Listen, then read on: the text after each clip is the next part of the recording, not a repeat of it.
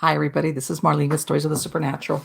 And as promised, I'm live streaming. And because I've had requests for it, I'm going to talk about hypnosis, okay, and New Year's resolutions. And the reason why, before when I was doing hypnotherapy, right about now, I was getting booked solid for people wanting to come in to get their New Year's resolution done. All right. Now, 9 times out of 10, okay, they had already been down this road before. In other words, oh God, that's of course, even though I have it at no volume, so whatever.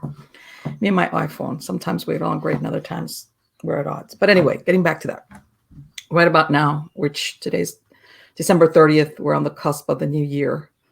By now I was getting booked solid. And truth be told, by the time people, if you were coming to book a session with a hypnotherapist for your New Year's resolution, I want to say more than 90% of the time, you had already been down this road before and had crashed and burned. Okay.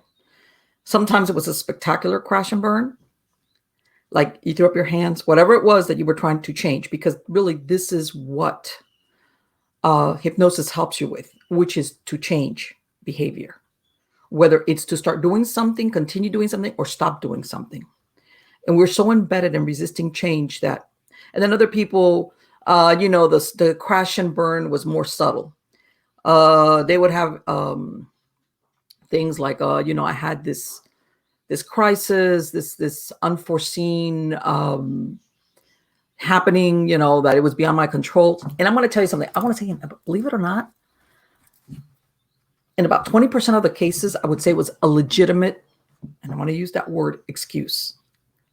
That why they weren't able to keep doing, or it interfered with their plans were on that New Year's resolution. All right. Because, and the reason why I'm stating this is, let me tell you up front, how can I say it? Your subconscious mind is very, very powerful and very sneaky. I'm going to show something, and I'm going to use it for future reference. Let's see if you guys can see this. I know that because of the lamp. Oh, shoot. Okay. This is a breakdown of how our mind works. The top 12% is your conscious mind. This is your logic, your willpower, your decision, all that stuff that you think is in control. The subconscious mind, which is the 88%, who in reality is running the show. This is what you think, what's always running in the background. How's that? Now the computers and things have things running in the background, and sometimes you're not aware of it. Well, the subconscious mind, okay, is always running in the background. And this is what's running the show. All right.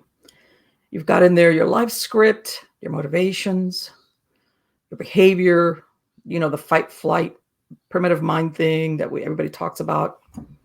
Believe it or not, that's 88% of your mind.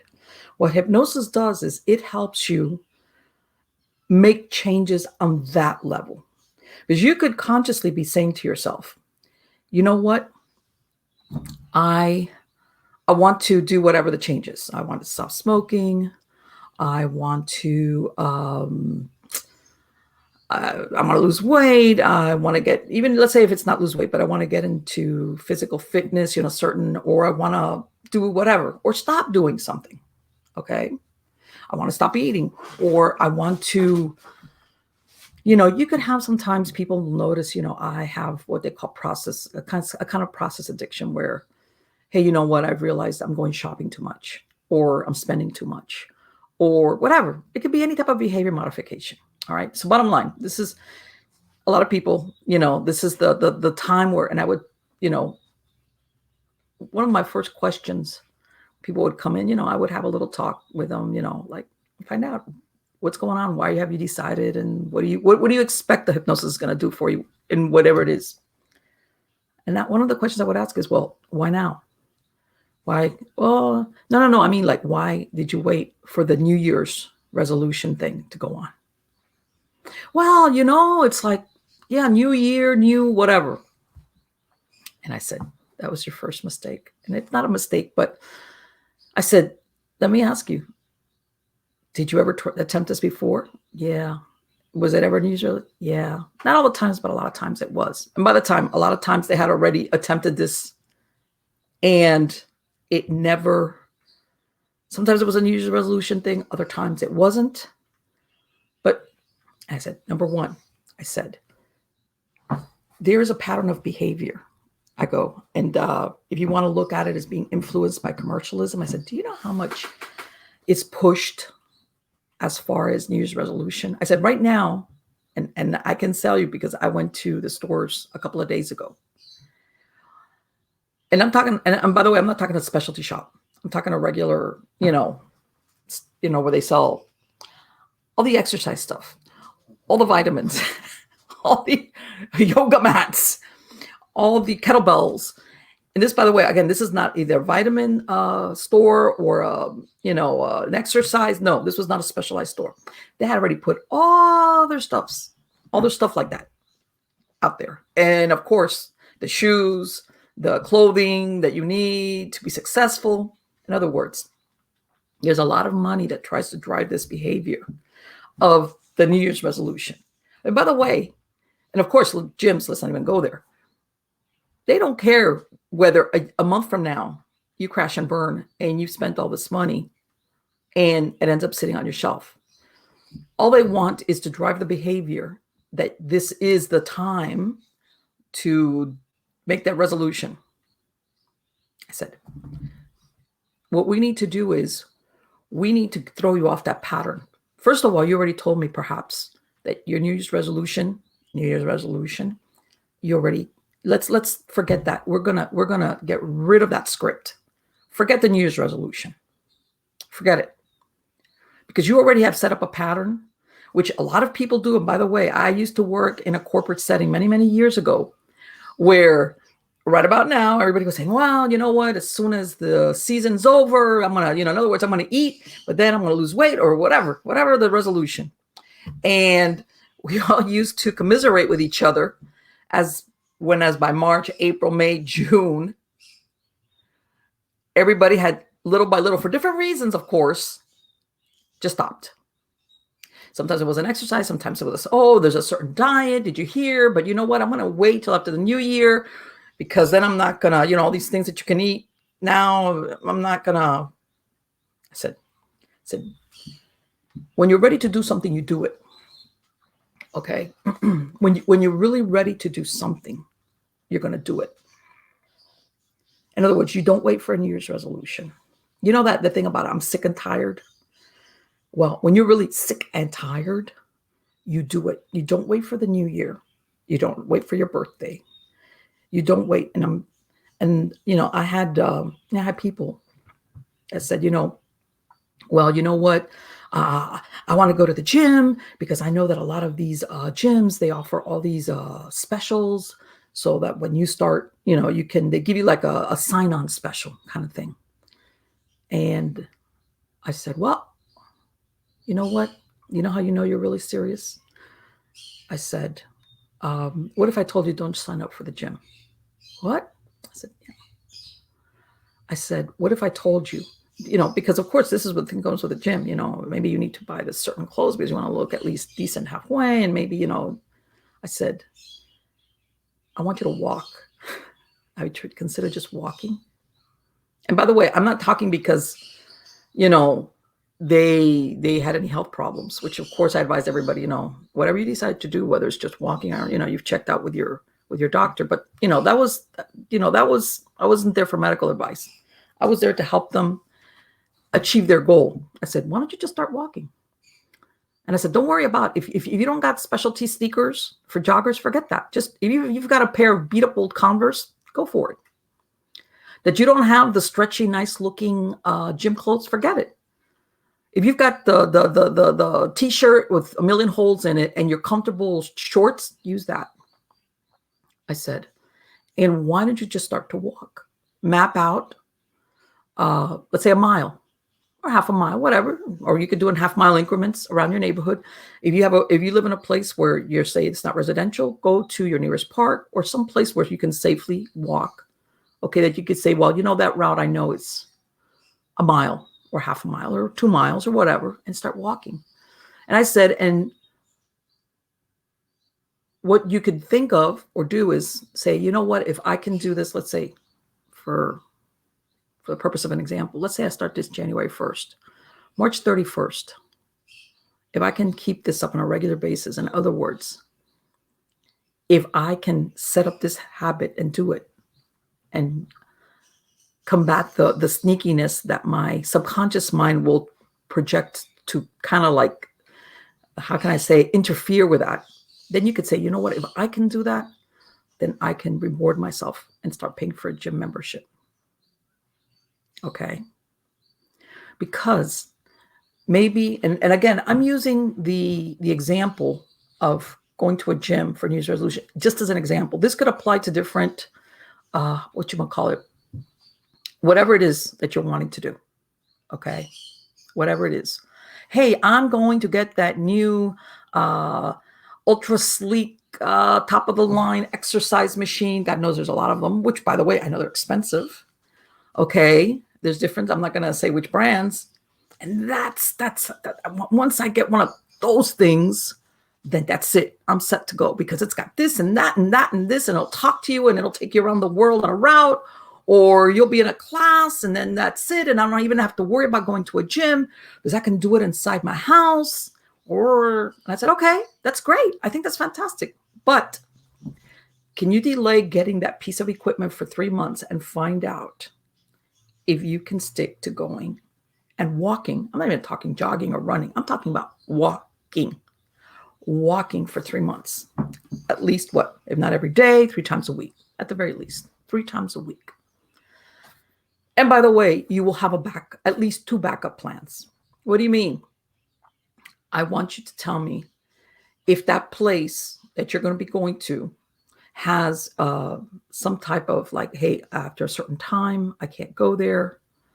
It's closed down. If it's, let's say it's a park, where else can you go? Can you go around your house? Or in other words, have a plan B and a plan C. Whereas if I can't, maybe I'm far away. And I want you to carry, by the way, a change of clothes or shoes, something in your car or in your vehicle or something. Oh, come on. No, I said, because believe me, I guarantee you, your subconscious mind is going to find a variety of them, of reasons why you cannot make it to do that. All right. And I said, okay. And I said, and in the meantime, we're going to work on the hypnosis to start, how can I say, to start letting you accept this change in your behavior, number one. Number two, also to start seeing your self-identity, the way you see yourself in your mind. In other words, again, I'm going to use whether it's a smoker or somebody that's maybe has a problem with their weight.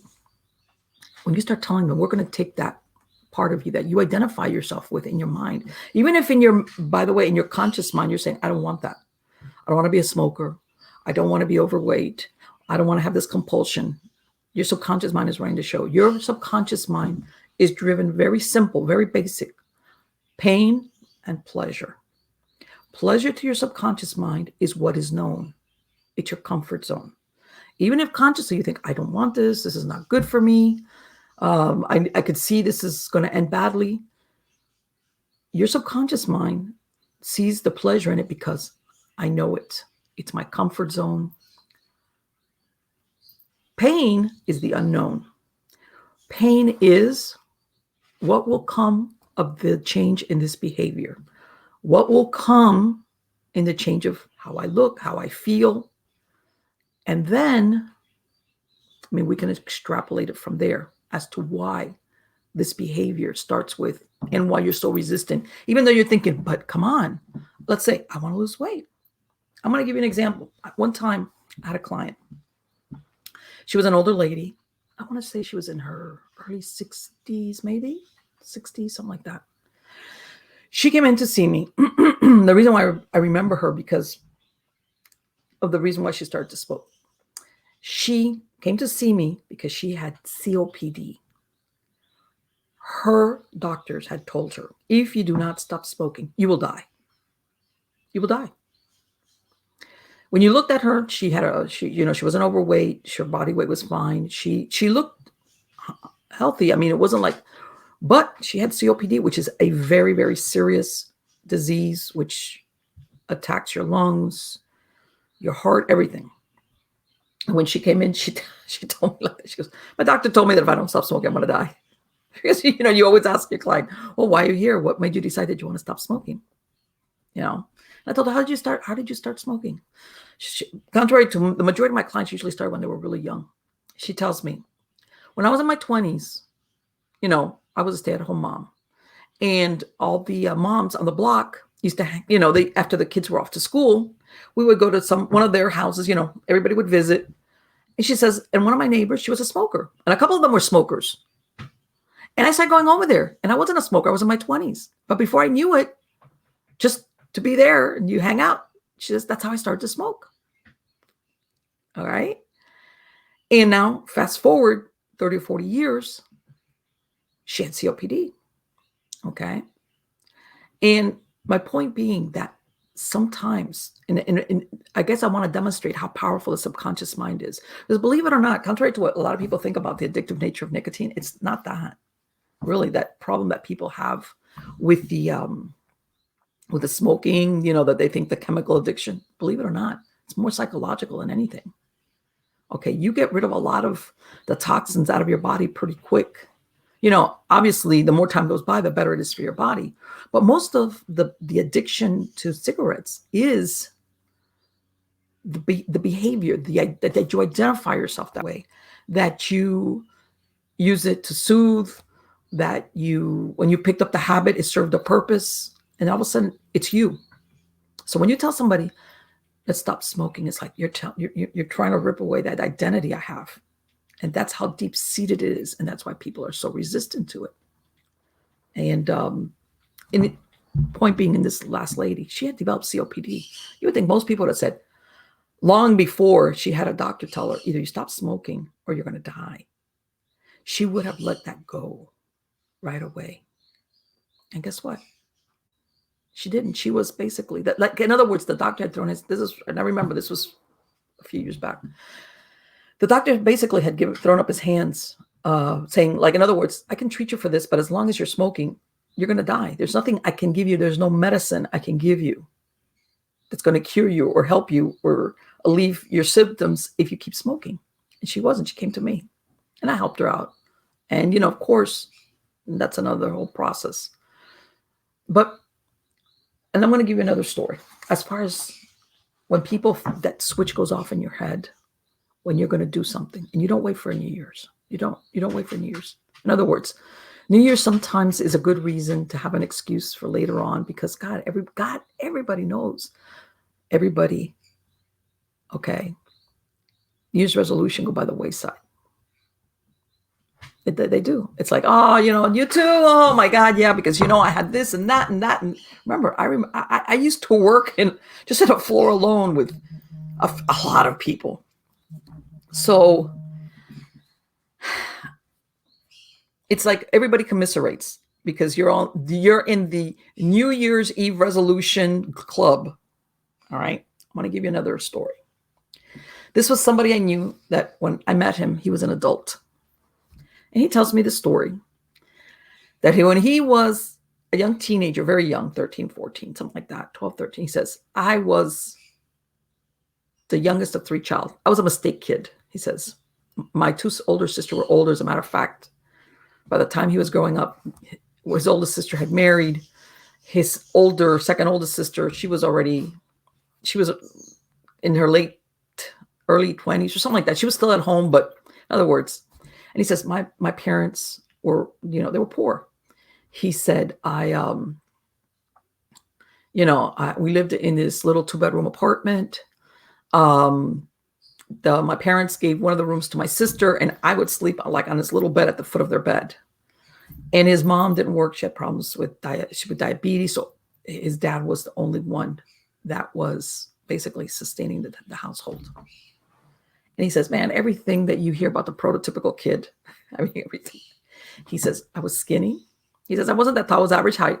I was skinny. I had crazy, wild, curly, like hair, like, you know, that hair that you can't make it, you can't tame it no matter what. I had acne. I had big buck teeth. He says, I was ugly as hell. This was, of course, many years ago. And he says, one day I made this decision that this is not what I wanted. And by the way, and that I wasn't the one that was I was the only one that was going to solve it. He said, and I remember this was back, like I said many times, when he was 14, he got a job as a bag boy at Winn-Dixie. And this was back then when 14, they would hire you as, you know, certain hours after school. And he said, I realized that, you know, so what he did was, he said he found a couple of like weights. He says they were, I don't remember where he said he got them from. Somebody had discarded them. And he says, what I did was I read up some books, because that's another thing that he had not going. He was a nerd in the sense that he was like into books and reading. You know, everything that's like puts a big bullseye on you get picked on. He says, I read up on these exercise books because I went to the library. Yes, once upon a time when people would actually go to the library. He went to the library and he read up on all these books on exercises, right? Basic as in exercises. No gym, by the way, again, no gym. He says, I picked up a couple of weights, and he said, and I found this, his dad, I think it had like a side garage or like a little place. And he says, come 4 o'clock. He says, I would be hanging out with my friends. I didn't tell any of my friends what I was doing. He says, come 4 o'clock. I would say, I got to go somewhere. And he said, all his friends would tell him, what do you mean? And he goes, I got to go somewhere. And he would just leave. And he started working out by himself based on, you know, a couple of weights that he found and that he read. He didn't tell any of his friends. In other words, he kind of, at that moment, you know, when you get that moment of, I'm going to do this, and I'm not going to wait for somebody to accompany me or to get their approval.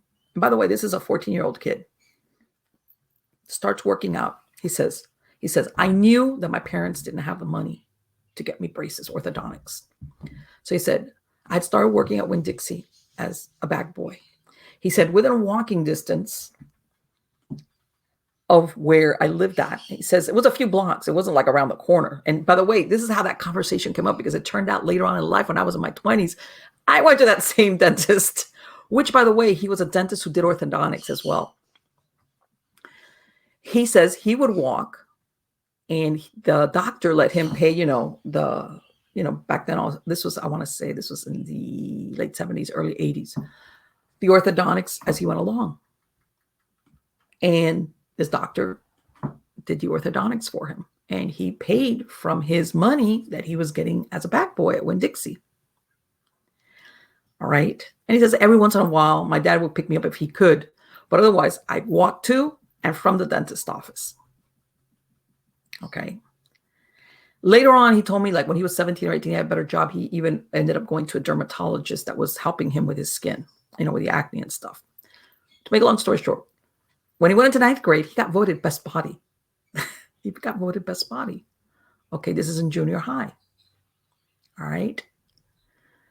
By the time I met him, his teeth were perfect because, of course, he was an adult. But remember, this was the time where you had to have braces on there for like 2 or 3 years, or whatever, depending on how bad what you were trying to do. He had perfect teeth. And, like I said, when a couple of years later, he started going to a dermatologist, which helped him with his skin. And of course, you fast forward, and he turned into a really handsome guy. All right. That duckling to a swan story that everybody hears about. The point of the story is that the hypnosis can help you with relaxation and to keep your New Year's resolution. But there has to come something in your head that you make that switch, that you do it, you execute. And not only do you execute, you don't 1 week, 2 weeks, a month, you don't go off the path. Whether there's disapproval, you don't have somebody to go with you. I had people that would come to me and, let's say, again, the gym. What'd you talk? Well, I started going, my sister, my cousin, my friend, and then they couldn't go. And then if they couldn't go, I wouldn't go by myself. And then before you know, in other words, they hung their whole plan okay, of weight loss or going to the gym on this person or somebody accompanying them. And if this person couldn't go, okay, then they couldn't go. And then before you knew it, it was like, okay, then you're not serious about it. But when you're going to do something, you're going to go no matter what. You can't go, yeah, I know what. I might feel really uncomfortable going by myself because maybe I'm used to going with somebody. But the thing is, when you want something that bad, you push through it. And you endure the uncomfortableness just so that you can get, that end point, that goal, that destination that you want. You want it that bad. And I said, I can help you with hypnosis. Now, one of and then, people have heard that when I had a client, I would give them like a 10-minute little MP3 file that I would say, by the way, as an aside, if you're working with affirmations, it's great. If you can pick and choose the time that you're going to listen to an affirmation, choose the end of the day. Contrary to a lot of people think, oh, at the beginning of the day, I'm going to do my affirmation. That's great. If you want to do that, fine. But if there's one day and by the way, when I say at night, I take that back because nowadays people have such crazy schedules. Schedule it for right before you're going to go to sleep. Because believe it or not, that's when your subconscious mind it opens up to accept that affirmation. All right. So it's nighttime, if you're one of these people that works overnight, whatever, right before you go to sleep, it's a time to do your affirmations. All right. If that doesn't work for you, do them at whatever time. Something is better than nothing. Now, like I said, I had clients that I would give these relaxations. I would give them MP3 files. Obviously, their hypnosis was tailored to what they came to me for. All right. But I would still give them this little MP3 file to relax and allow them to go into REM sleep. Okay. This is really, really important because a lot of people sleep, but they never go into REM sleep. REM sleep is when basically you clear your mind, the slate, you work out whatever's going on with you. At work, it could be stuff that's important, other stuff that's not important. So basically when you go into REM level sleep, that you have these dreams, sometimes you don't remember them. You clear out, you basically process what your experiences were for the day, and you either discard them or you internalize them for future reference. And that's how but if you never go down to that level of REM, okay, that's why some people will say, you know what, I slept 8 hours, 10 hours, but I woke up and I feel like I still got cotton in my head. I just don't feel rested. And you're thinking, but I know I slept, because you never went down to REM sleep. So one of the things that, of course, that I included in the recording was the suggestion for REM. I told them sometimes you're going to start having wild and crazy dreams, really vivid dreams that people have about things, places that you're like, where did that come from? Believe it or not, that's your subconscious mind talking to you. Your subconscious mind talks to you in symbols. All right. I tell everybody, if I tell you the word tiger, do you see tiger? Do you see a tiger? Okay. Everybody's subconscious mind is different. It talks to you in symbols that only you understand. All right. Which is, as an aside, you'll get some psychics that will tell you, well, you know what? When I get psychic impressions, I'll see this. And everybody's different, because something means something, a picture means something to a certain person as far as interpretation. To another one, it could mean something totally different. But anyway, and then people would ask me, well, Marlene, once you, let's say, work with somebody on hypnosis, why do sometimes people slide back in? And we're going to discuss that in a minute. But in the meantime, okay. I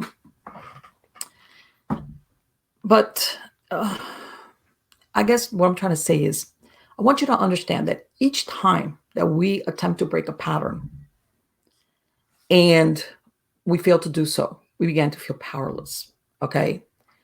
And you might not even realize that you're trapped in this cycle of repetition. This is why I'm saying, see, people will come to me for hypnosis, because a lot of them felt stagnant. It was like, I've tried this before and I don't even know why. And what happens is that you're entrenched in this behavior. And at some point you start getting frustrated because you recognize that this repetition, whatever it might be, it kind of runs your life. Okay. And by the way, this sometimes is repetition. It's different things in different parts of our lives. And what happens is that we kind of lose sight that in the end, and I know this might sound very trendy, you have free will. Okay. Now you can, those are my dogs having a meltdown. There must be somebody out there. But anyway, we lose, I apologize. I'm sorry. Anyway, we lose sight that we have free will. Now you can ask, why do we do this? All right, you guys, this is what happens when you leave your dogs in with you. This is the thing. Again, we come down to the unconscious level. We play out these themes in various ways in order to experience the emotion attached to these situations over and over again. Even if the emotions are undesirable or unpleasant. Okay, sometimes these emotions are tied into traumatic life events, possibly in childhood. Sometimes we remember what they are. Sometimes we don't remember what they are. Okay, this is an example. Let's say if you're a kid and you're repeatedly scolded by a raging adult. By this, I don't mean your parent telling you, oh my God, don't do that anymore. You're driving me crazy. Sometimes, kids will get their parents angry. I'm talking about a raging adult. I'm talking about somebody, an authority figure that is not beyond angry. Now, you as an adult could respond one of two ways. You could avoid confrontation, or you yourself become an angry adult. Okay. Now, when a person like this that has, let's say, this in their background, they encounter, let's say, a confrontation. Whether they were the ones that caused this other person to get angry at them, or they're the ones that are getting angry. In other words, they're the perpetrators. Okay, what happens is that the fear that they felt as a kid, they start experiencing like in present time, almost like what you hear about PTSD, where people, these memories are very fresh to them. It's almost the same thing. And in some cases, you might not realize you're reacting, or you might, but you still can't understand why you feel this way. And the importance of understanding this is that you need to understand that you're continually drawn to reenact the same scenarios. Even if the emotion is uncomfortable and we avoid feeling them, yet at the same time, our desire to break from it actually creates a situation that forces us to feel these emotions. All right. And again, this all happens on the unconscious level. Once you heal this pattern, then you learn it's because we learn what was necessary. I'm going to give you another example from one of my clients. I had this lady come to me. I want to say she was in her late 30s, early 40s.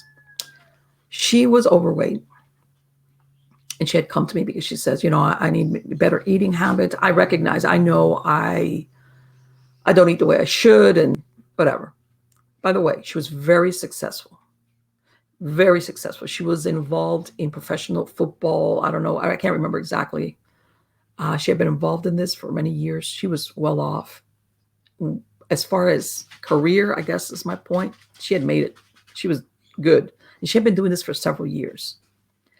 And people come back because she came to see me several times. And, you talk about how, she was unmarried. She didn't have kids. And, she was like into her nephews and nieces and blah, blah, blah, blah. And, as people get more comfortable with you, you talk about different things. And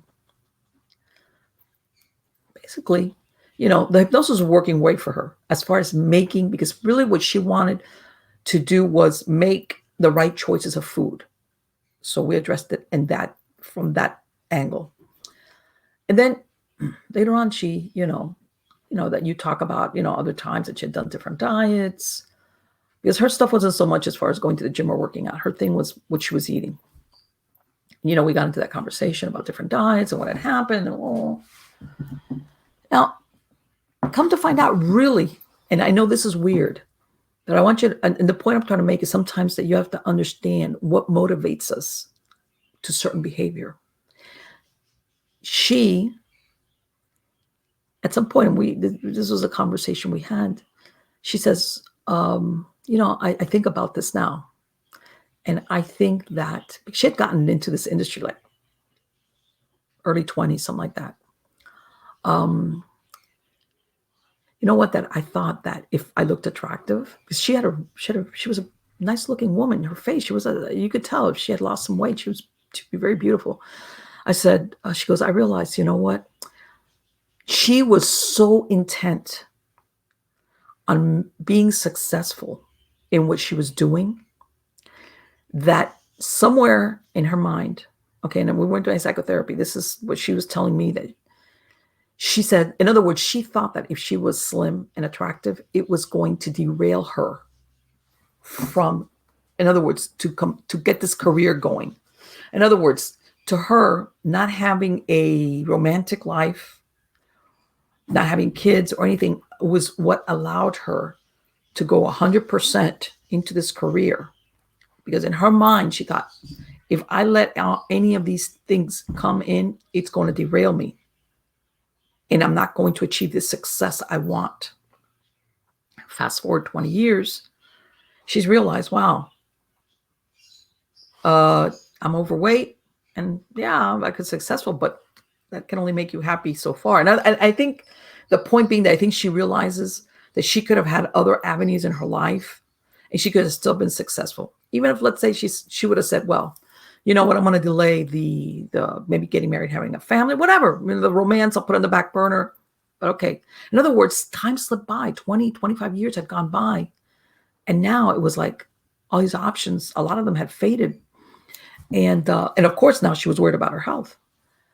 And then, we start talking, and then she tells me, you know what? And I look back now and I realize in this industry, sometimes really good looking women are not taken seriously. Again, the angle of this would have interfered with my career. In other words, I made it in this career as a woman because I wasn't that overweight. And then, people took me seriously when I talked business with them because, and remember this, I'm not saying this is actually the way it is. This was her perception. Your perception is your reality. Her perception was that if you were good looking, you weren't taken seriously. Because I guess either whoever you were talking to would try to seduce you, date you, or just write you off like, oh, another pretty, empty-headed. This was her perception. And by the way, it might have been accurate. I have no idea because I wasn't involved. But in her mind, if you were too attractive or, you just weren't, in other words, again, this was going to sabotage her career efforts. All right. And she talked about her nephews and nieces and stuff like that. And you could tell almost like, yeah, they're great. But I realized maybe I wanted my own kids. And then we got into this other thing, which, by the way, the following that I want to explain, I see this also a lot of times with the women, because I did have more women come to me for weight control and to lose, was where your subconscious mind, the way they see it, the way your mind sees it is, okay, you're consciously thinking, I want to lose weight. I want to become attractive. I want to go out again. I want to, I just want to, whatever. But your subconscious mind, which, by the way, this weight, what you look like, your station in life, let's call it, this is their comfort zone. This is the way your subconscious mind sees it. Because your subconscious mind, by the way, is always going to try to maintain homeostasis. Homeostasis is, let's keep things the way they are. Okay, you lose weight. Yeah, you're going to have to replace all your clothing. That clothing will, that won't fit anymore. Maybe you spent a lot of money on that clothing. Yeah. Yeah, and well, if you become attractive, then one of two things. If you're in an existing relationship, how's that going to affect your relationship? How's that going to affect that? What are you going to do if you've got people coming on to you, even if you're married or in a relationship?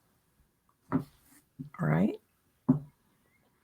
Or let's say you're not in a relationship. A lot of women sometimes get that fear of kissing the frog. They're all frogs. Like, how are you going to handle that attention? What if you get involved with the wrong guy? What if he breaks your heart? And what if? Because this is the way the subconscious mind uses fear to keep you locked into what you currently have. It extrapolates into the negative. It does. You know, all the, you know how the you hear about those the moms or the grandmothers, everything is catastrophic. If you're going to run, you're going to fall, and the stick's going to poke your eye out. You know, everything is to the nth degree of disaster. Okay, well, this is the way the subconscious mind works in the background. Okay, it goes, you might just see it as like, I want to lose weight because I want to feel better, healthier, and I want to buy some nice clothes. Maybe you had never been slim and you're like, man, I got to do this. Or maybe once upon a time you were slim, you put on weight for different reasons, pregnancies got in the way. And you're like, man, I want to get back to that. You know how that thing, I want to get into my jeans again.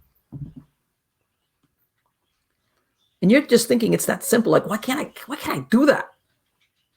Because your subconscious mind is telling you need to stay where you're at now. Because if you don't, what could come of that? Romance? Oh, new clothes. And what are you going to do with all the old clothes you spent a lot of money in? You know, you'll get attention. God forbid. You think, well, who doesn't want that? A lot of people, they might want the attention, as in, you know, that somebody, I'm going to use the woman thing, that you get admired. You look pretty, whatever. You turn ahead. They might say, I want that, you know, that would be nice. Or to get a compliment. But deep down inside, they're terrified of it. Because for a lot of different reasons. Sometimes they were even brought up or told by an authority figure, oh, don't think you're pretty because you're not. You know, or don't, you know, are you conceited? You know, what, you thinking all that? Let's see what else. All these, you know, it could be a parent, it could be a teacher, it could be just an authority figure as a kid that's basically telling you, feeding this into your mind. And you might not even remember these conversations or overhearing this, because by the way, that's the way the subconscious mind works. It's everything you've heard, seen, you have it in there.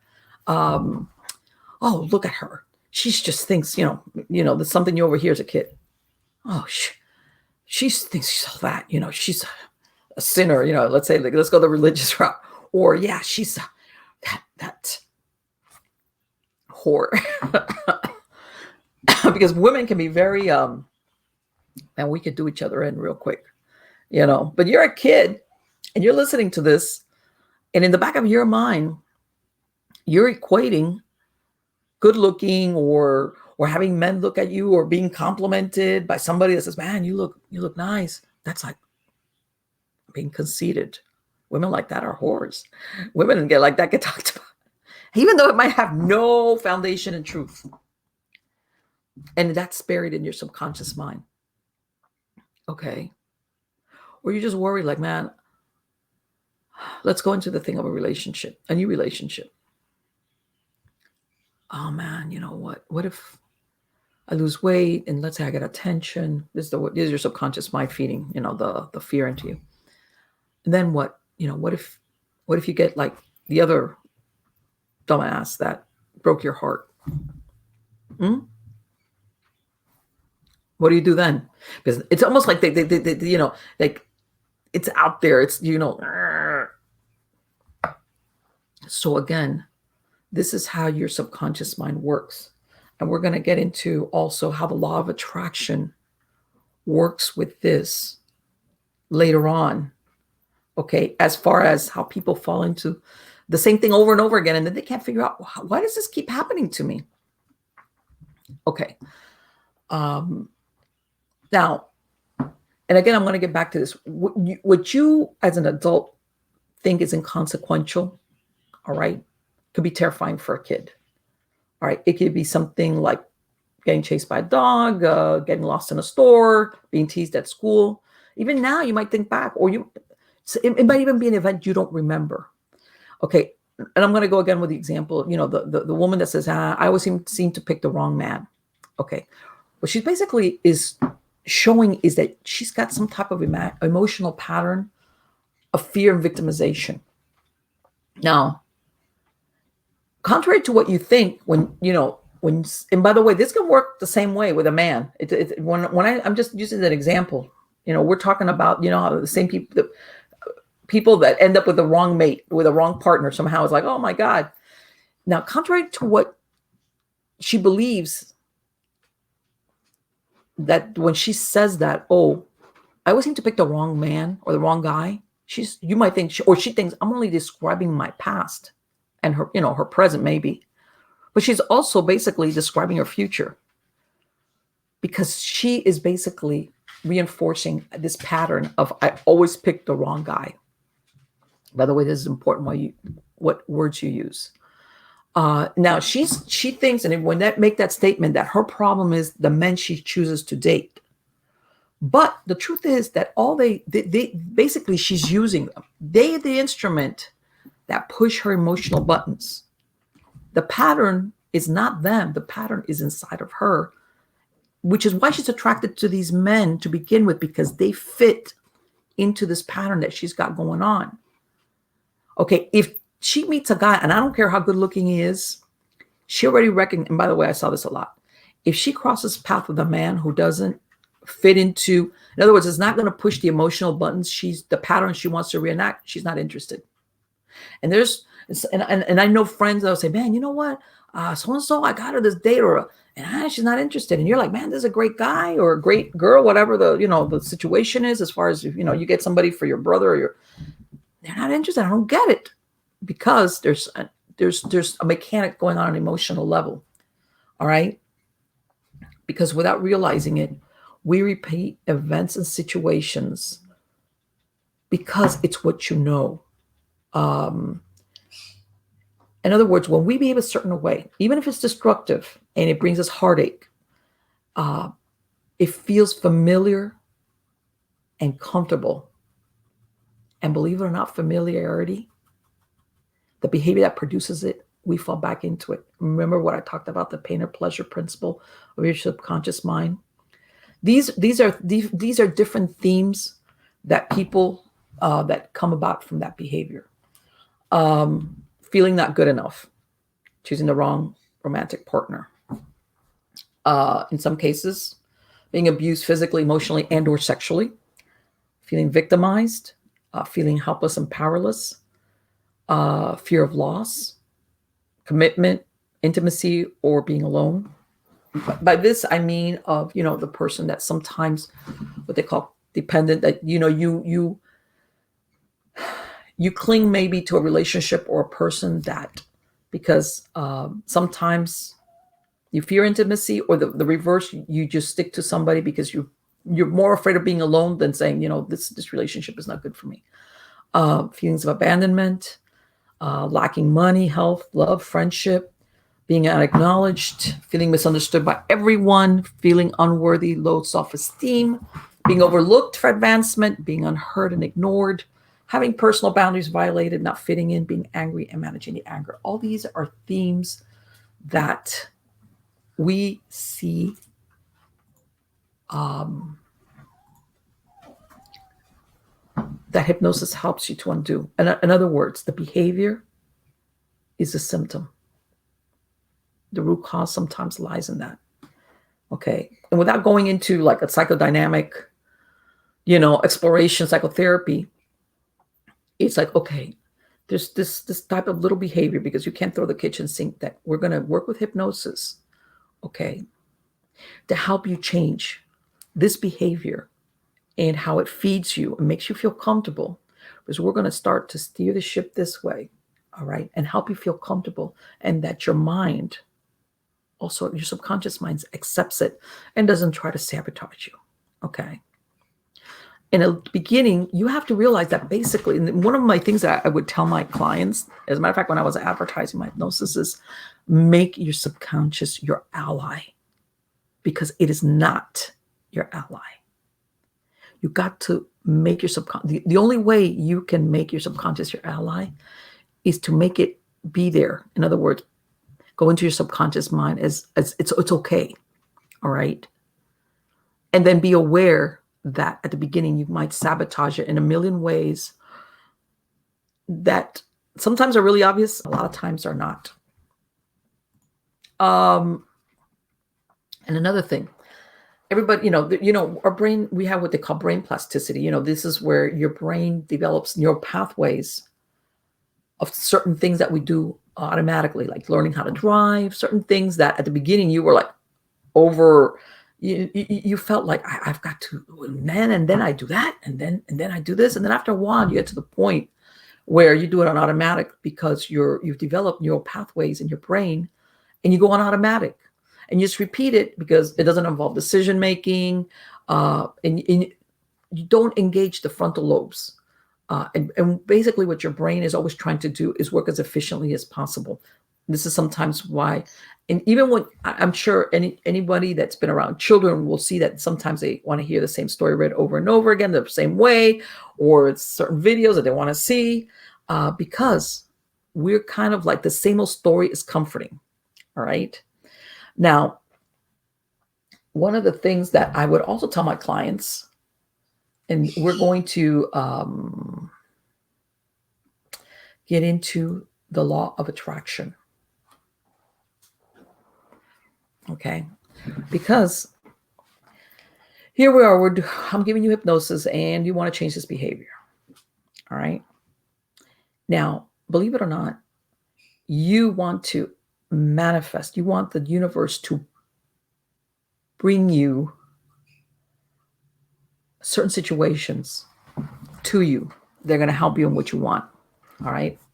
And how we vibrate, okay, on a metaphysical level does manifest. The universe will deliver it. Okay. Regardless, is it good for you or bad for you? All right. So one of the first things that you're going to do, which is the change, that thing where people are like dug in their heels, like, yeah, I want to change, but no, is I would tell them, depending on my client, this was different. I would tell them, I want you to go home and rearrange your furniture. What? I said, I want you to rearrange your furniture. I said, I want you to, even though you might not think, doing that starts telling the universe, I want to change. And look, I want to change. I rearrange my furniture. Or what's something? Oh, I always go down this way to work. Okay, I want you to go a different way. Oh, because I want you to go to a new restaurant and try something that you've never done before. I go, you might not like it. I'm not, but I want you to be willing to do this. And I'm only on one occasion. In other words, start vibrating, changing things about yourself, even though what you might be doing might have nothing to do. Okay, well, Marlene, I want to stop smoking. So what does it have to do with me going to eat at a Korean restaurant, whatever, something I've never tried before? It's you're implementing change. You're going to start vibrating that you want to change, and the universe recognizes it. Okay. Plus, it starts working in the neural pathways of your brain that this is how you're going to work it. Okay. Because it's not only behavior as in physical behavior. Of course, obviously, it's what's up here. All right. I used to, for example, I had some, when people, let's say, would come to me for smoking cessation, usually, I would ask them, how long have you been smoking? How, whatever. And then we would get to the point of, were they smoking more than a pack, less than a pack? And then I would graduate them back. And then I had some hardcore smokers, hardcore. All right. And they, telling them to get them down to a pack was like, I'm telling them, I'm going to put you on a rocket and we're going to shoot you to the moon. They could. You know what? Some of those people, I had to scale them back basically by 5 cigarettes. All right. These were people that they opened their eyes, they swung their legs over the bed, and they would reach for a cigarette. Right? Before they went to sleep, they had to go and have their good night cigarette. And let's not even go after meals and in between and whatever. All right. And remember, when I was doing this, the vaping didn't exist. We didn't have the vape or all these substitutes. Which, by the way, these people, they didn't want that. They wanted to stop smoking. And, again, we had to work on your identity as a smoker. Okay. You're not a smoker that stopped smoking, because those are the people that fall back into smoking. We're going to get rid of, you're not a smoker, not an ex-smoker or a smoker that stopped smoking. You're not going to be a smoker, period. But what I'm saying is, and a lot of these people were so entrenched in this behavior, which, by the way, sometimes had years of reinforcement in them, that we had to start shifting other things in them. All right. Same thing. I had clients that would come to me sometimes because they weren't out and out hoarders. They would come to me, but they kind of, in other words, they would say, you know what? I, thank you. Thank you, Sun Fox. This is for one of my clients. Yes. Law of attraction is everything. Anyway, what would happen is, they notice themselves. Usually it's sometimes, it happened after like the death of somebody close to them, like something traumatic, something that caused a lot of anxiousness. And they always had this tendency to keep a lot of stuff, but they themselves were realizing, man, I'm getting out. In other words, they were running out of space. They were running out of space. So, we worked on lessening the anxiety, relaxing, and a little by little decluttering. And I mean, we could go into even how energy works if you want to go the route of feng shui, or even what decluttering does as far as energy work, what comes into your life, what leaves, how you feel trapped, we even worked where, like, let's start on a section by section. All right. Of donating things, or finding a better place for them, or just, in other words, sometimes it was a slower process, but part of the approach with hypnosis was what would happen on a vibrational energy level, okay, to help them out. And also something that we do a lot of in hypnosis, which is, let's take it on a 24-hour basis, because a lot of the times, believe it or not, the underlying feeling in all of this is anxiety. All right. And people telescope their problems, become bigger. And instead of taking things in 24-hour basis, the anxiety just overwhelmed them. And what really wasn't that big a problem, or let's say they had to meet some type of deadline or something that they wanted to do, was something that was very simple, but had to get done, would seem like, what? And it was like, let's break it down. Let's go by 24 hours. But at the basis of, for all of that to work, that person had to relax, had to go into REM sleep. And then, of course, one of the things that I always told my clients was, we're going to shut the door to your subconscious mind if it's negative information. In a minute, I'm going to explain to you why.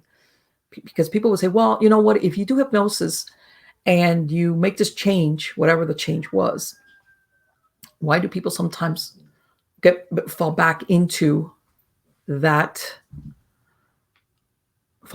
pattern of behavior? All right. I'm going to explain to you how that works. And that's, okay. Now, this is something, which I think is really important. I'm going to interject this here. And this is a quote from a lady. Her name is Dr. Doris Cohen. And this is what she wrote. Survival is another universal principle and the most powerful motivation for behavior. Everything in us is geared to survive. If we don't survive, we don't live and have experiences. If we don't live and have experiences, we don't change. If we don't change, the soul doesn't grow. If the soul doesn't grow, it doesn't do what it came here to do. And then the whole purpose of coming to earth and living in a human body becomes irrelevant. Okay.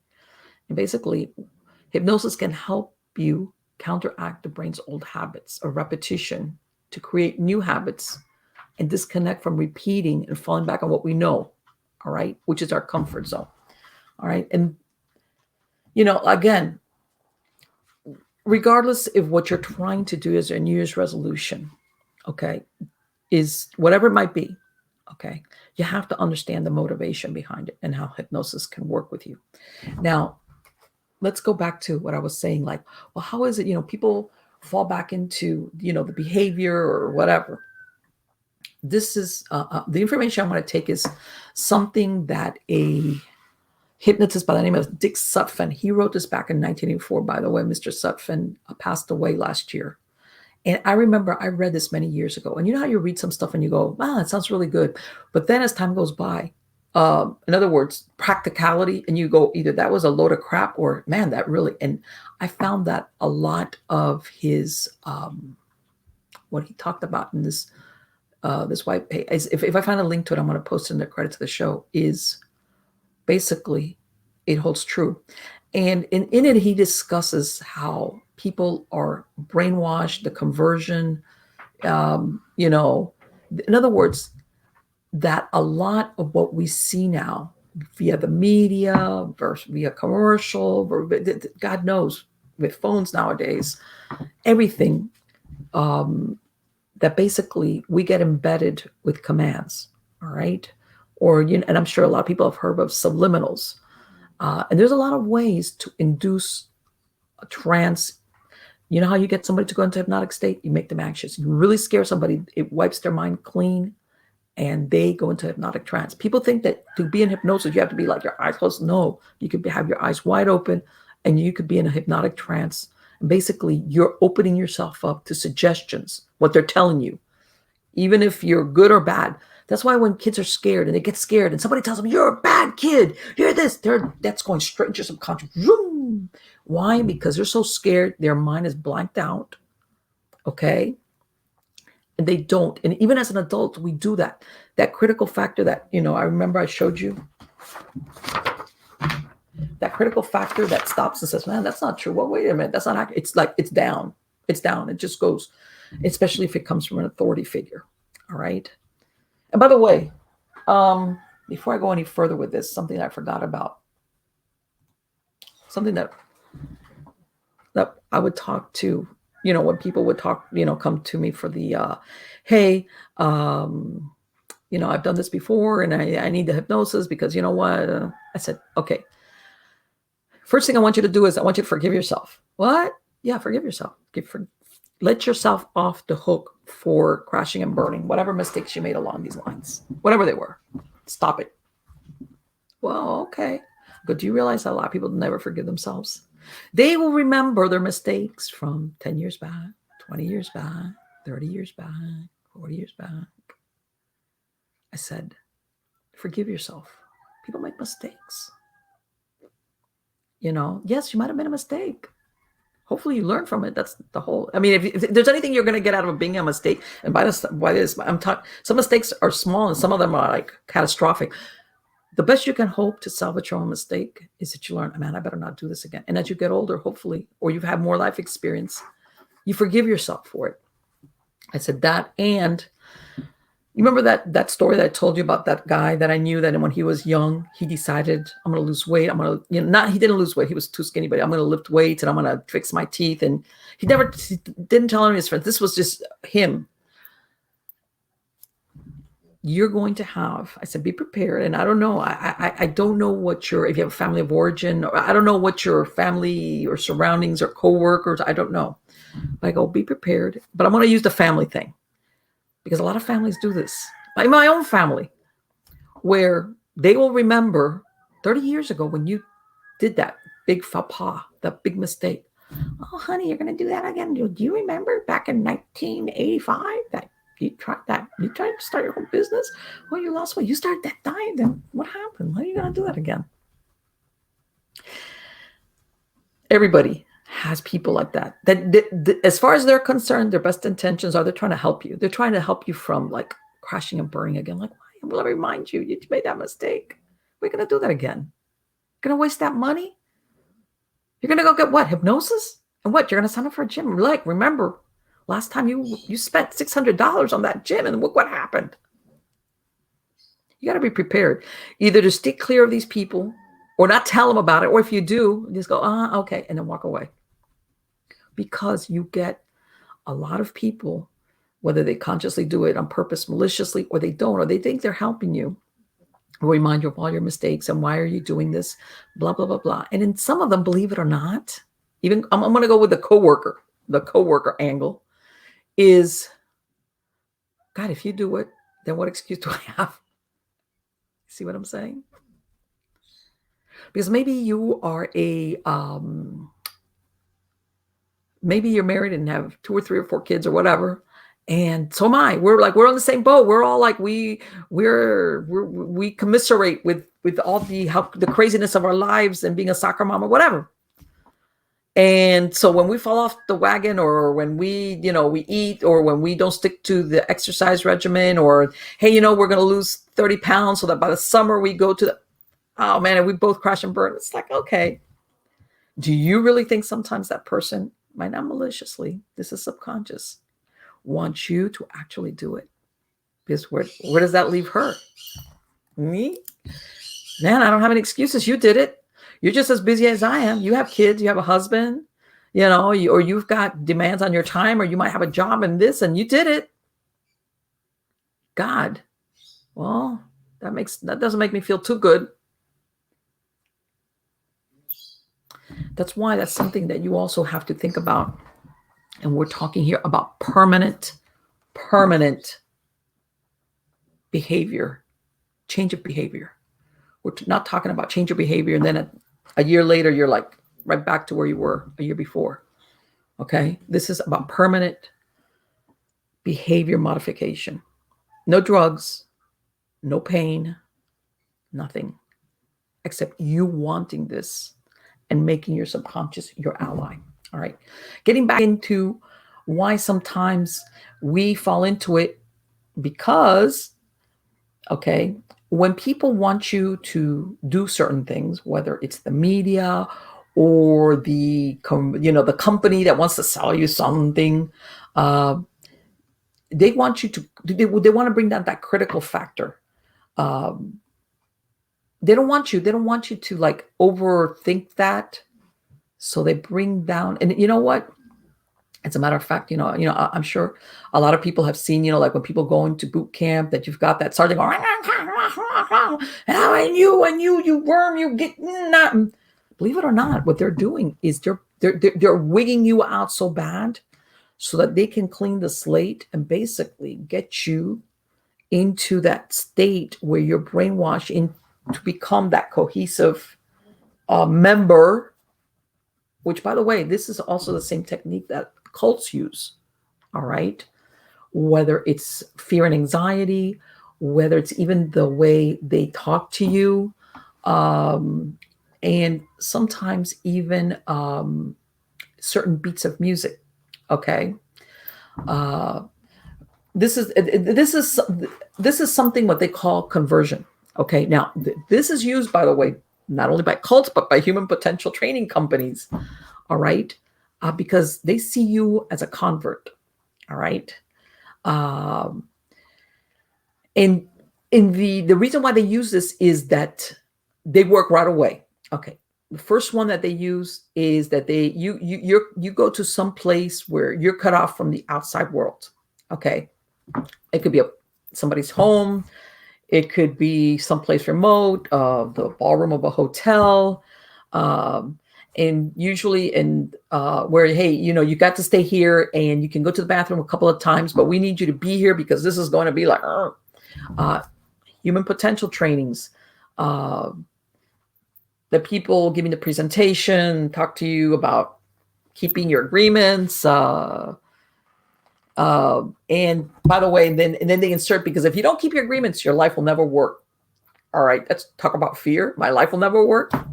On the surface, this seems like great advice, but basically they're trying to subvert what you want to do for their own selfish purposes. In other words, they're trying to get you into that yes mentality. Yes, you're right. Yes, because eventually they're going to, down the road, okay, they want you to agree to go, let's say, along with the program, whatever it is that they're going to be presenting to you. Again, whether it's a cult, maybe you agree to some type of training. In other words, they got to convince you. They control, of course, when you can eat, we're going to do this. And then if you're a smoker, in other words, all that time outside of that area of where they've got you situated is very limited, and you got to get an okay from them. All right. If you're allowed to eat, it's real short. Sometimes that causes tension. The reason for all of this, and by the way, again, I want to reiterate, this is based on the writings of Dick Sutphen, which this I read many years ago, and I find it holds true. One of the real reasons for the agreement is to alter your internal chemistry. This, again, causes anxiety, okay? And it gets you nervous. Down the line, it makes your potential of going along with the program, the pun intended, is higher. And sometimes even some people, and I've seen this, I've heard of this, where even if, let's say at the end of that training, maybe it was a day-long thing, you're like, okay, well, you're going to sign up for this, whatever. You're intimidated or you're scared into it. Again, remember, they just told you keeping agreements is really important, because if not, your life will not work. And of course they're going to tell you, we have a lot of people that have been very successful, and they're going to give you all of these examples of people that have made, that are successful because of being part of going with that, whatever it is that they're presenting. All right.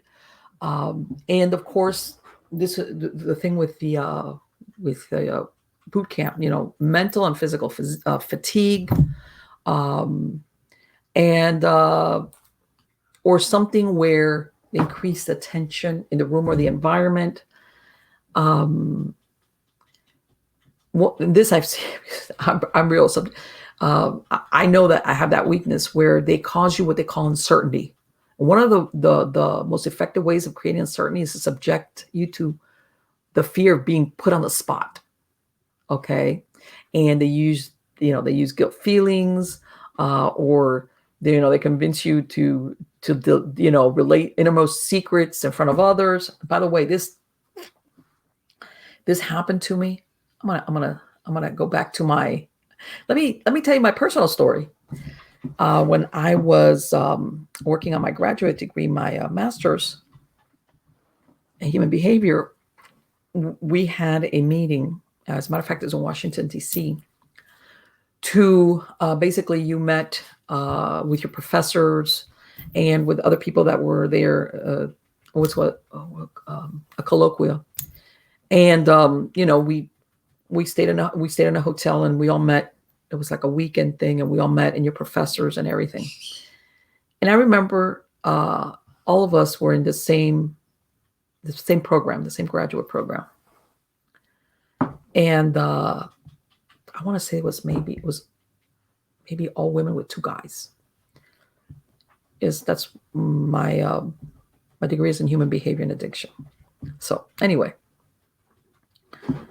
there's this one point where the instructor, we're all sitting like in a circle, and basically, we're talking about, behavior, human behavior and what triggers it, etc. People start. I just happened to be at the end. When it starts going, I was at the end. And basically, I can't remember now how we got started on that. Where people, all of them who were students, were disclosing all these innermost things that happened to them, stuff that you're like, man, we're all strangers here. We just met a day ago, and you're like, man, when I had this some event in their life that was like really personal, this disclosure, and everybody's like, and I was like, I started sweat bullets, because at the beginning I was like, okay, wow, I don't know why you're talking about that, because really, this is something personal. I would think something you would, if you wanted to discuss it with anybody, would be somebody that on a private level, or with somebody that wanted to help you, a therapist. I don't know. It was like, and then I don't know who, everybody decided that they had to spill their guts about something really, and I'm not exaggerating. I was like, to make a long story short, by the time, I want to say, like I said, it was maybe 15 or 18. I was 15 to 20. I can't remember. People in there. By the time I was getting halfway, I was getting anxious. I wanted to bolt and leave the room. I was like, what? because I could see everybody was doing it. It's like, when it gets to me, what am I supposed to say? I'm not about to disclose anything intimate because I don't know these people. These are all students in my graduate program. I was like, and I'm not kidding you. There was a couple of times as it got near that I had to stop a minute and say, Marlene, you're not going to get up and bolt, because it was like, what they seal off these like little ballroom sections where we were in there, of course. You cannot leave. You just cannot leave. I had to basically talk myself into staying right there. And I remember, like I said, it was one of those coincidental things. I was the last one. So of course that worked in my beat, because by then everybody's like, okay, we got one more want to eat. We want to go to the bathroom. So everybody was like, I remember I said something like really stupid, like inconsequential. I was like, oh yeah. I was like, okay, I'm thirsty. I gotta go to the bathroom. Okay. So I know I can attest to that, that thing about being, and by the way, they weren't trying to convert me to anything. I have no idea really when I think back why, but I understand exactly when he describes to verbally relate secrets in front of others. Oh, that does work. It makes you anxious, whatever. And that they say, the removal of masks and all that stuff. It's like, huh?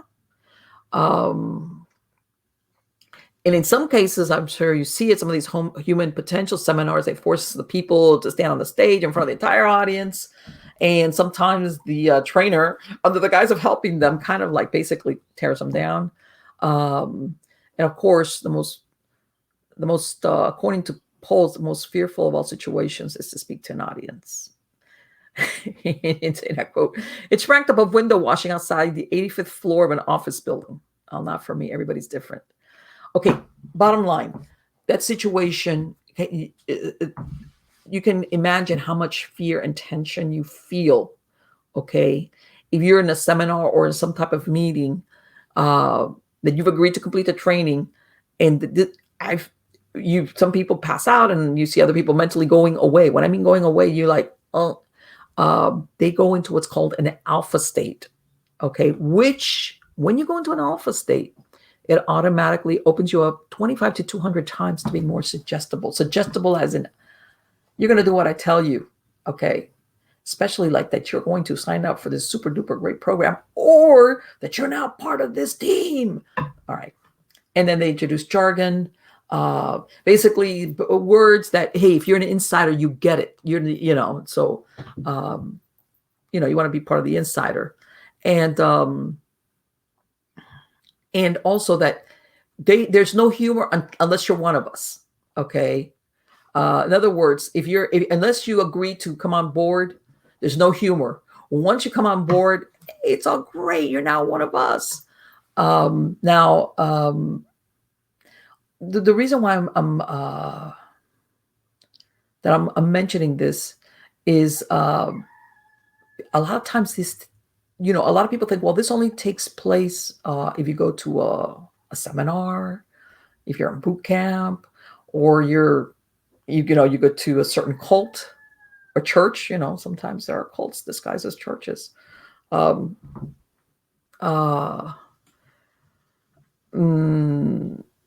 by the way, they right away, when you go to these things, they recognize people who are not going to go with the program, okay, and they want you out. If in other words, if they see this person is not going to do what they're told, okay, you're out. And all these things sometimes, and I guess if you want to call it a persuasion technique, okay, which is, you see a lot of sometimes commercials, things that are being told to you.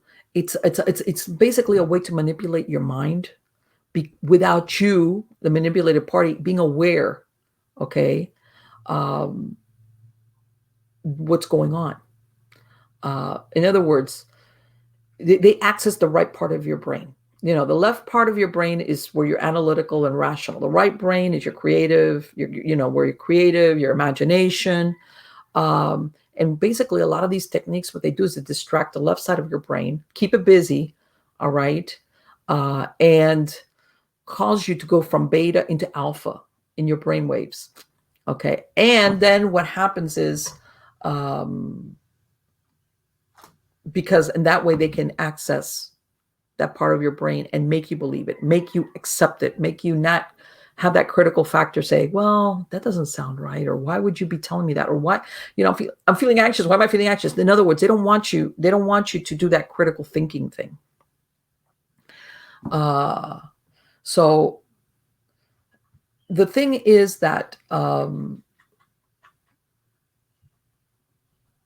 in another, I'm getting to that thing, oh yes, that sometimes even I don't know if you've ever gone to one of these blockbuster movies, whatever they are, whether it's Star Wars or even a horror movie, the Jaws. I mean, let's face it, you listen to the music of Jaws and right away you're thinking Jaws, it's like it's coming to get me. Now, can you imagine any of those movies without a musical score? You'd be like, wow, that's really good. But it wouldn't have the same impact. It draws you in. And basically, there's a repetitive beat, usually range from 45 to 70 beats per minute, which is a rhythm very close to the human heart. It's very hypnotic. And basically, it puts you into an altered state of consciousness, even if your eyes are wide open. Once you're there, once you're in an alpha state, okay, you're 25 times as suggestible if you were in beta consciousness. And basically, you see that in musical scores for jingles, movies, programs, because what that does is, especially once you hook into it, you go into an altered state, and you it puts you there, it takes you there. And the reason why I'm bringing this up, as far as why people would use my recordings even after the fact, is that once you leave, you still get bombarded by this. You have to be aware of it. Okay. And again, one of the suggestions I would always give my clients towards the end is that we're going to firmly close that door into your subconscious mind. Okay. And not allow any negative energy or pictures or anything to go into your subconscious mind, only positive. And I would reinforce that, which means that if somebody comes up to you and goes, putting on a little bit of weight, aren't you? If your critical factor is up, it'll go, yeah, right. The one that's putting on weight is you, or yeah, you're full of, what? Okay. If that subconscious or that critical factor between your conscious and your subconscious mind is down, I'm like, oh my God, I knew these pants were filling. You start going down that road. In other words, you buy into it. Now, I'm going to read this real quick. And again,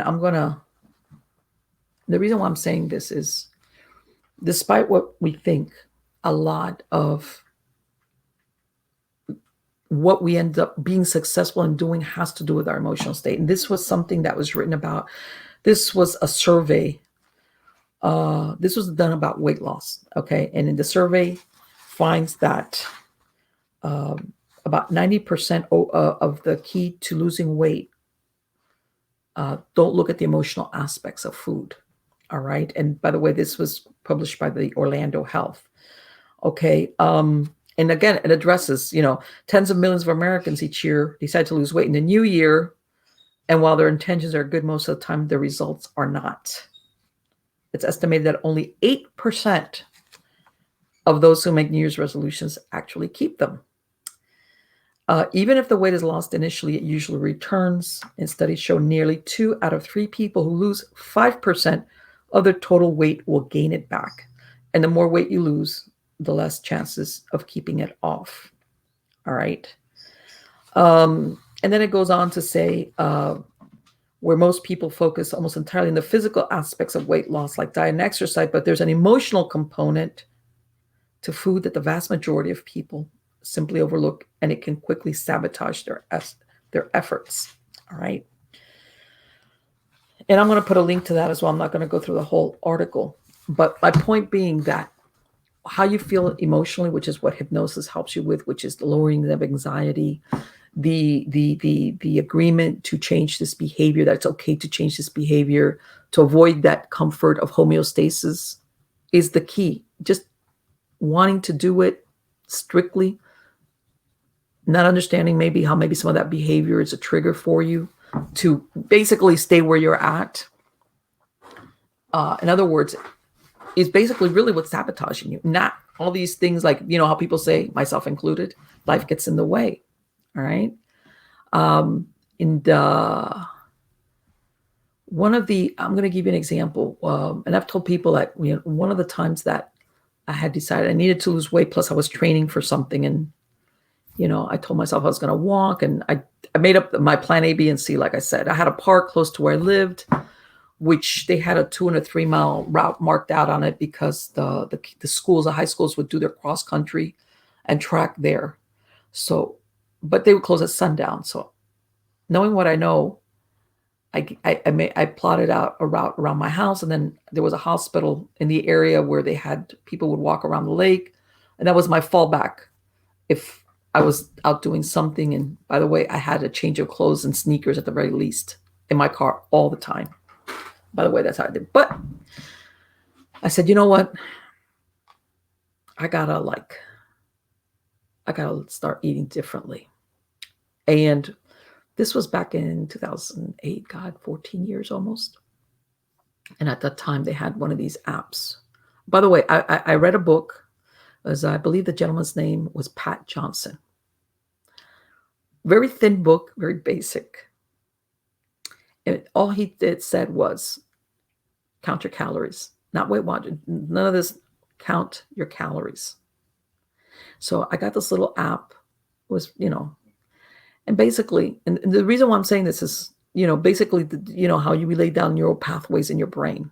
And you, at the beginning, you got to force yourself because you're like, And basically, I found out, you know what? If I eat in excess of 2,000 calories a day, I'm going to, the way he presented it was, if you eat in excess of what the calories of your body needs, you're going to gain weight. If you eat what it needs, you're going to stay. It's the only way you're going to lose weight is if you eat below your calorie needs. All right. And he basically said, forget about whether you're trying to figure out if it's carbs or, you know, proteins. He says, just, and I said, okay, I figured out, you know, my threshold was 2,000 calories a day. And I told myself, okay, I'm going to limit myself to 1,500 calories a day. And I give myself a 500 calorie margin. So if I went over it, because it happens. And by the way, and it also gave you a vague idea of like, if I did this exercise or I did this activity, it doesn't necessarily have to be an exercise. I could say, okay, it's basically, I've burned X amount of calories, which it's surprising. You got to do a lot to burn a little bit of calories, and then you just eat anything. And at the beginning, you know, I started realizing, you know, if I eat an egg in the morning and if I eat a toast, and, you know, to make a long story short, at the beginning, and it helped me, by the way. It did. Between one thing and the other, I started dropping the weight.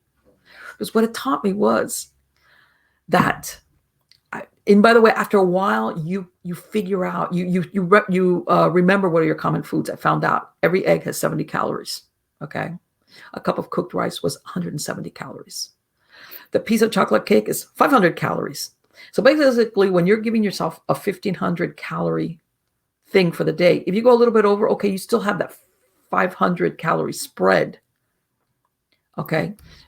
After a while, you program yourself, because a lot of, unfortunately, most of the stuff with carbs, potatoes, rice, didn't tell you couldn't eat it, will up your calories. So basically, you knew, man, if I eat that, I can eat it. But somewhere between now and the end of the day, I'm going to be hurting because I'm going to be hungry.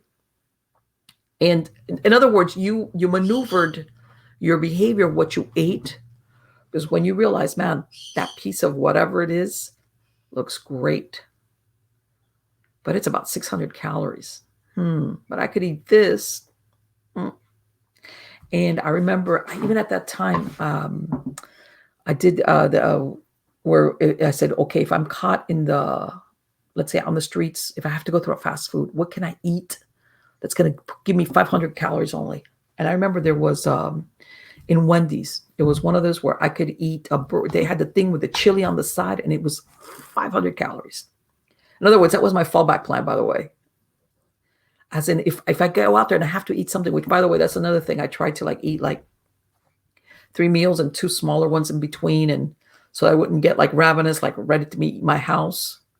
And that helped me a lot.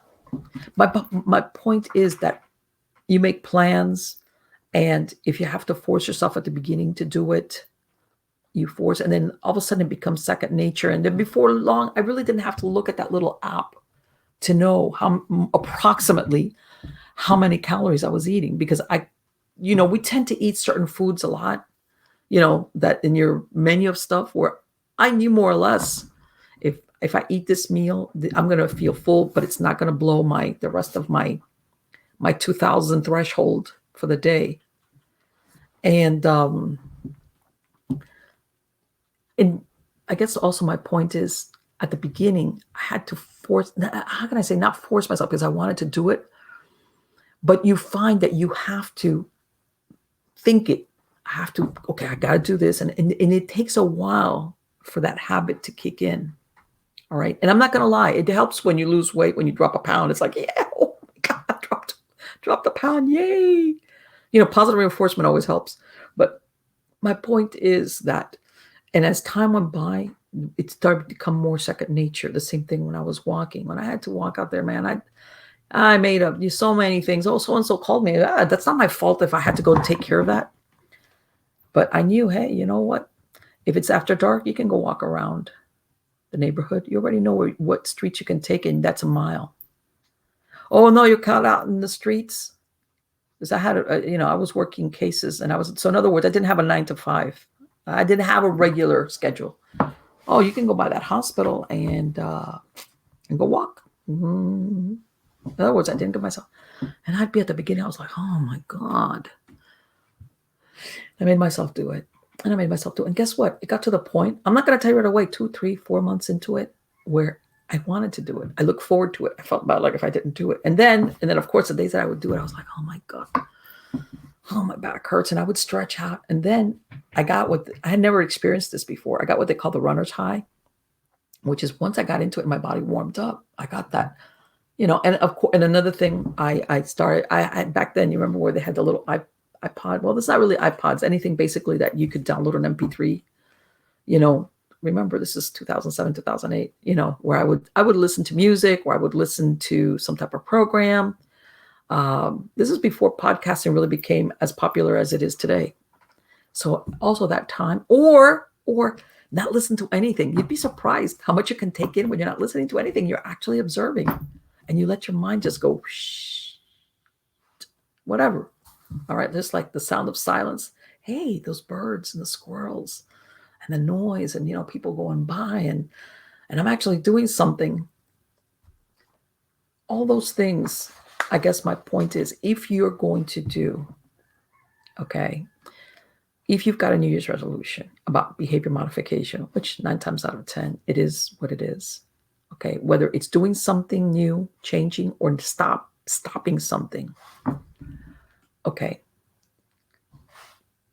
Bringing down your anxiety levels, relaxing, even though you might not think of yourself as an anxious person, sometimes the thought of changing that behavior will cause anxiety at a certain level.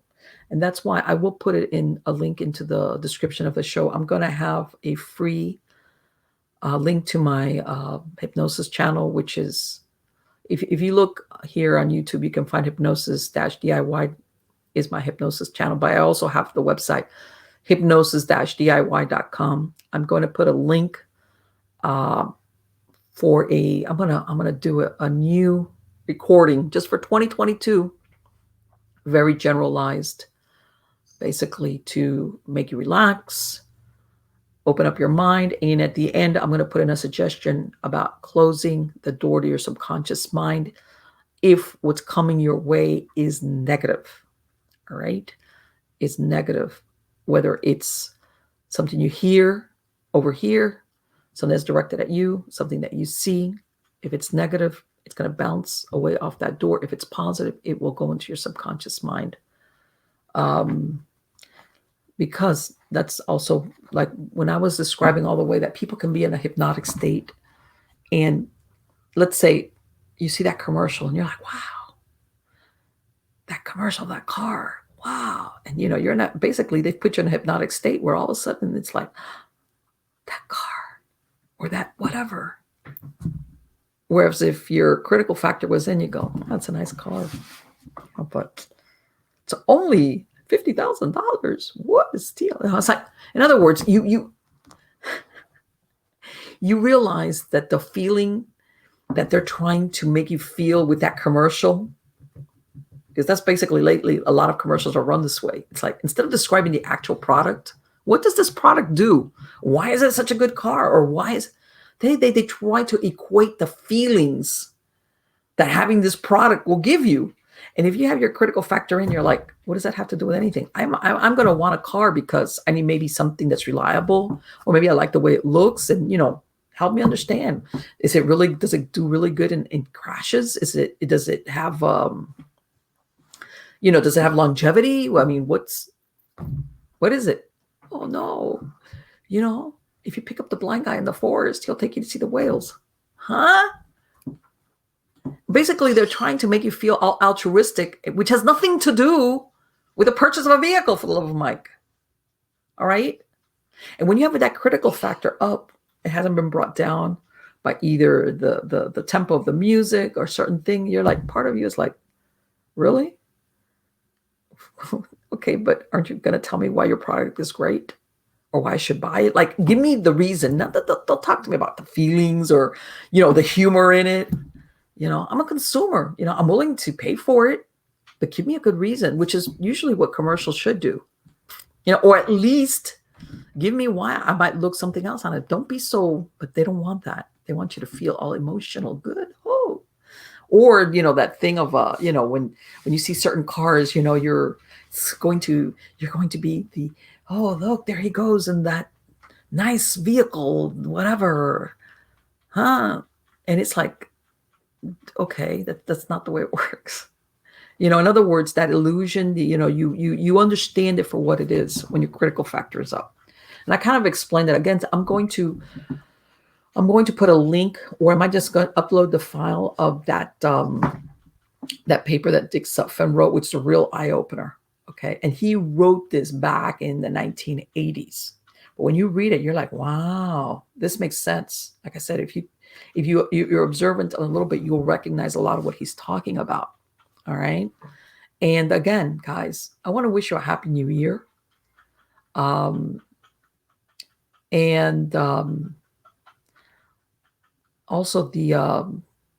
hopefully all of this effort, besides the hypnosis, will also get you vibrating at a certain rate to make things manifest for you that you want.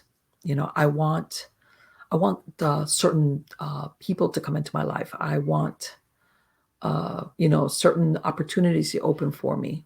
I don't want to be on that hamster wheel of repetition, where next year I'm like doing a New Year's resolution and all it is no. You're going to embrace change. You're going to bring vibrationally situations, people that help you in that change. Okay, sometimes you have to go through one door to be able to see the possibilities on the other side. Even things that you originally, that was not what you thought you wanted. But then because of that change that you make, then other possibilities become. And it's all because the universe shifts around to give you what you're vibrating as. And by the way, this is not a, how can I say it? This is not a wishful kind of thinking. This, again, I'm going to get back to it. Change, manifestation, the law of attraction, understanding emotionally why we act the way we act, or we pursue that same situation. All of that works hand in hand, but you have to do something. You can't sit there on the sofa and wish, oh, I wish I had this, and I wish yeah, by the way, that is the first thing you do when you want something. I wish, oh, okay. Then what am I going to do about it? Is this behavior that I have, is it this lack of behavior? Do I have to change this? You come to the point where the E word, execution. And then you do it on a day-by-day basis. You execute every day, execute every day, execute every day within 24 hours. Take it in 24-hour increments. All right? I'm going to give you a quick example. Let's say today is Monday. And on Friday, you have got an interview for a job. All right? And let's say the clothes that you're going to wear to make a good impression, you realize I'm going to wear that. Okay, normally what you would do, the first thing, let's say the first one, okay, this is 5 days away. We're talking Monday to Friday. Okay, the first thing you do is, okay, what can I do today? Today. You know what? I can figure out what I'm going to wear. Okay, what are you going to wear? Okay, I'm going to try it on right now and see if it fits. If it fits okay. Or is there a button missing? Or does it need to be sent to the dry cleaner? All right.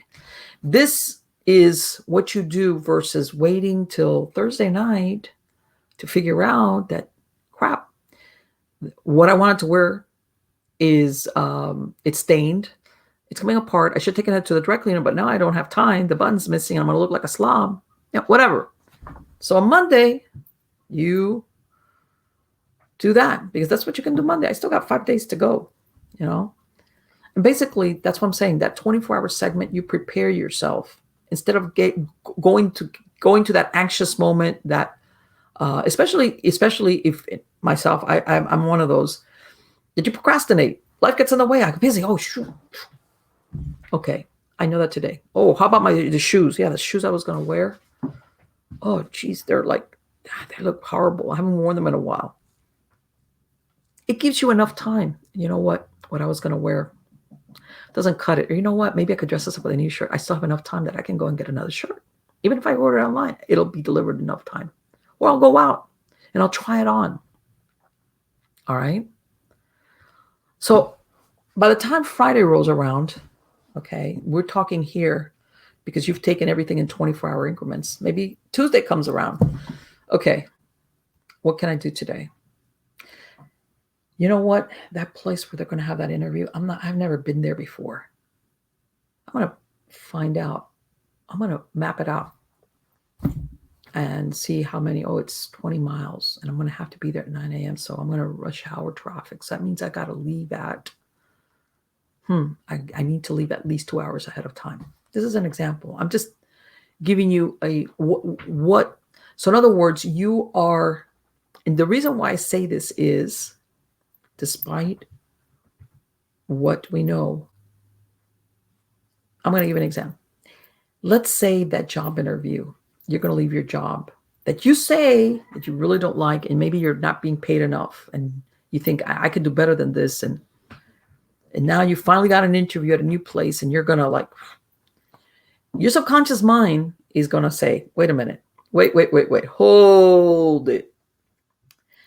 This job that you got now, you know what you're doing here, and you know who everybody is. You know the boss, even if they're just unlikable, and you know your coworkers, even if they're unlikable, and maybe you hate what you're doing, but you know how to do it, and you're there, and you're comfortable. This is your comfort zone. You know what? You go to that new job, new people, new boss. What if you don't know what you're doing? You could look stupid. I mean, it's going to extrapolate into all the negatives. This is the way the subconscious mind works, and it will try to, at the last minute, God, your clothing is not right. You didn't realize that this thing, it's 20 miles away, but at the time of day that you've got to get there, you have to leave at least 2 hours from your house, or an hour and a half at the least, just so that you could get there comfortably. Or you realize, man, you know what? This thing is in a building in the downtown area, and I'm going to have to get there early because I'm going to have to park maybe 2 blocks away so that I can walk. Where's the public parking? So I know, hey, if I'm going to have to pay for parking, instead of having all these things dumped on you the night before, or when you're there, where you're ready to if you take it in 24-hour segments, by the time that Friday rolls around, you're like, hey, yeah, short of, a meteor falling on my car and crushing me, I've kind of did everything I could. I know I look good. If I had to get a haircut for a guy, I got a haircut. All right. I I left with enough time. I don't have to pay for parking. If you're smart enough, you probably, hopefully, did some research on the company you're applying to. So yeah, you might be probably nervous, but all these other things that could interfere, to detour, to sabotage you, that basically when you sit in front of your interview, you're like, oh my God, yeah, that you look totally disheveled and like out of it, because you already did all these things, all right, and you took appropriate action every day without getting overwhelmed. And that's the way the subconscious works, and that's how hypnosis works to help you.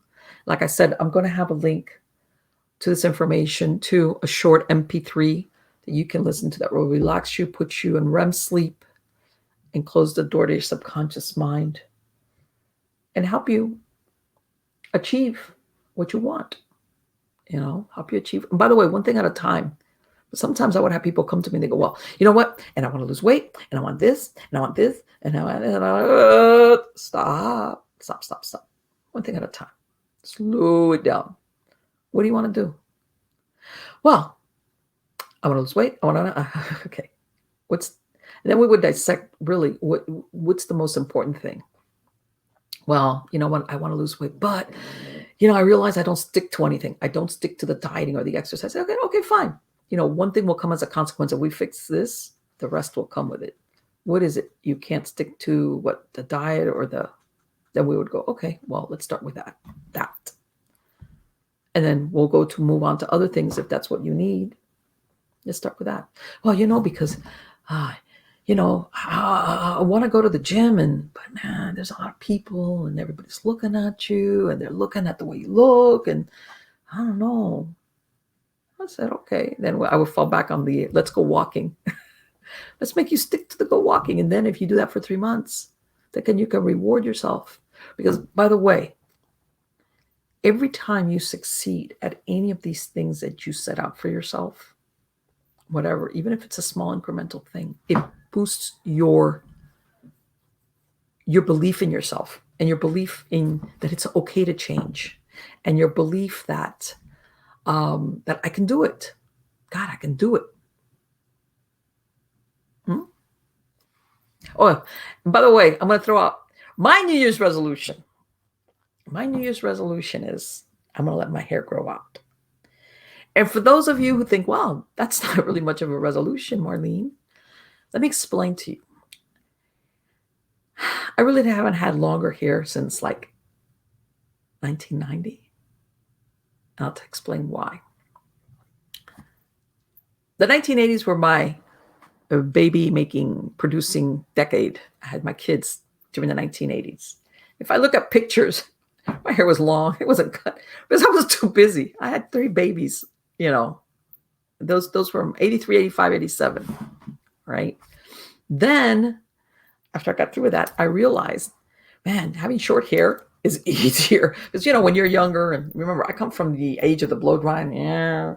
Before, I got it. It was like, I could spend hours just like blow drying my hair with a round brush. Then I had the babies and my hair was long. And it was just like ponytail and keep going. And then I got into the kids are running around. So, man, if I cut my hair, it's easier on me. It's just easier. I don't have to worry about it. And then before you knew it, it became a habit.